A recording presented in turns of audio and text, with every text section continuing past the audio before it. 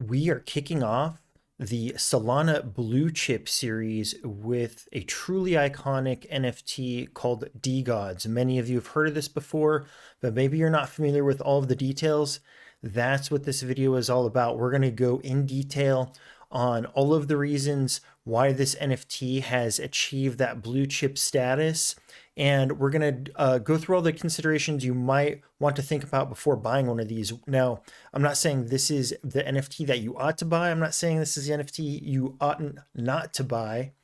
Maybe that's a double negative, but I'm not saying you should or should not buy this one. You definitely want to dive into the FAQ, the Discord, and do additional research. But just for an introduction to this NFT, this video is going to do the trick. So stick around. We're going to dive into Degods. The basic information about Degods is, first of all, the floor price is sitting around 47 Solana today. Today is March 12th, so we're coming into out of Q1 2022 into Q2 2022, and the Solana market cryptos in a massive bear market. NFTs are in a massive bear market. Wall Street is also crapping itself. And we have this war between Russia and Ukraine with potentially NATO getting involved at some point in the near future. So the markets are very turbulent, but this is where the floor price sits in the current marketplace. This is a 10,000 collection size NFT, but it has a burning mechanism with about 6% of them already having been burned. So what is that? Maybe 500 or 600 of them, I want to say. Maybe 50 to 60. I can't do the math off the top of my head right now, but yeah, that's the point.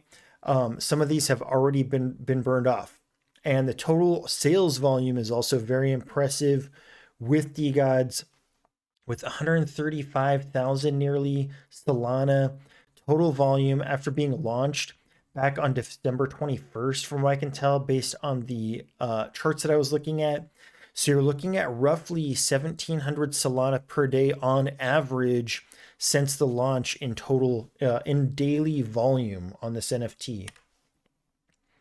Speaking of the floor price, you can see the historical floor price chart that I found on Solana Floor Pro. This is a new tool that I'm using because Illuminati's been a little buggy recently, but this is one that I'm trying out. I've really liked it. I will make a separate video. We're going to stick to Degods for the moment, though, because the floor price, as you can see, sitting right around 44. But you can see how the floor price like really was flat, right around 5 Solana for a long time. And then it had a surge in mid-January up to about 10 Solana floor price. Then again in early February up to about 15, pumped all the way up to 40 in late February, and it's had like a dip and another pump. So this is a really interesting floor chart that you would want to study carefully before you bought one of these and decide what you think is going to happen next. The total volume is also a very important parameter when looking at an NFT collection. And this is another chart that I was able to get from Solana Floor Pro. Now, I was only able to look back at 1 month of volume using their tool. Maybe someday they'll show the full history, but for 1 month of volume and transaction amount, you can see that there has been quite a bit of activity on this. And in fact, what's important to me is when I look at these charts is on the worst day, how many of these are being sold, right? If I had to dump one on the floor because I needed liquidity or whatever, I decide I want to get rid of it. Am I going to be able to sell it off? Is the liquidity there? I think in this case, it looks pretty good because even on the lowest day, we were right around 30 of transactions. So 30 Degods were being bought off of the various NFT marketplaces like Magic Eden where they're listed. So even on a bad day, there's 30 of these being sold. As you can see, there could be up to 250 or a lot more. So I wouldn't count on like huge spikes like this, obviously. But what's important is that sales volume on slow days is still very good in my opinion, especially considering that high price. NFTs are a popularity contest, so the social media presence is very, very important. On Discord, they have 30,000 members in there. There's 45,000 followers on Twitter. The overall activity, I couldn't get a huge feel. I didn't spend a lot of time in there, and I think that there were some like additional verification and stuff. Maybe because I'm not a holder, I couldn't see where people were chatting and things like that. So I can't give you a really good idea on how much activity I was seeing in their Discord or whatever.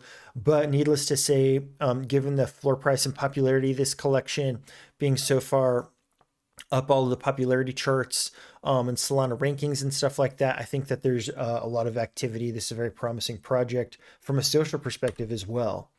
And what makes this project interesting and maybe not unique anymore, but something that is worth considering, which is maybe why the floor price is doing so well, is this staking mechanism and their cryptocurrency, their utility token called Dust. So if you have staked your DGOD, then you earn 10 dust per day, and you can use the dust to join auctions for whitelist spots on upcoming projects and for NFTs that their DAO holds. And I believe that I was looking through some listings, they had some pretty good ones like Quantum Traders, stuff like that. So they weren't just auctioning off like junk NFTs. They had some really good stuff in there that they're auctioning off with the dust. And of course, you can go buy dust off the marketplace, but you can also stake your DGOD to earn that 10 per day. There's also this really interesting concept called a dead god, which is like an evolution of a DGOD. And those earn 30 dust per day.